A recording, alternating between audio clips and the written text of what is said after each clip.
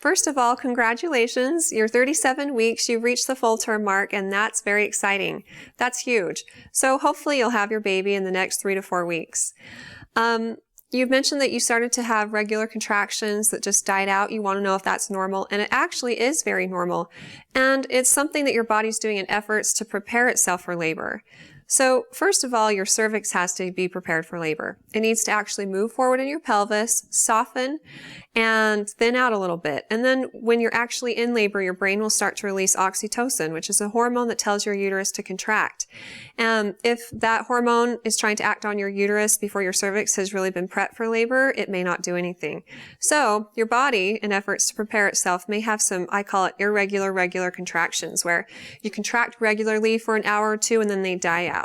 And this may go on for weeks, unfortunately. You probably don't want to hear that, but the only way you can know if it's true labor or not is if you go to the hospital and get checked out, because the true definition of labor is cervical change, not just contractions. A lot of women think that since they contracted regularly for 5 days that they were in labor for 5 days before they delivered, but that's not true. You're only actually in labor from the point that your cervix starts actively changing until the time you deliver your baby. And we really don't always know exactly what that time is. We can only know if you're in labor by coming into the hospital.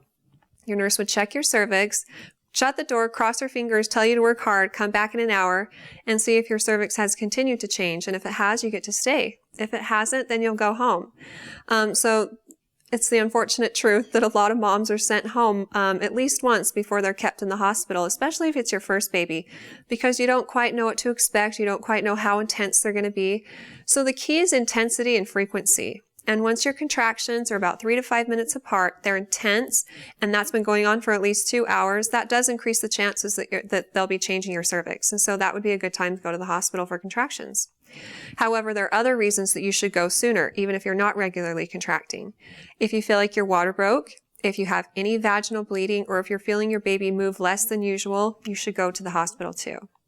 So I hope that all of this information helps you, and congratulations ahead of time on the birth of your baby. And if you have any other questions for me, feel free to ask them on our Facebook page and recommend us to your friends and family too.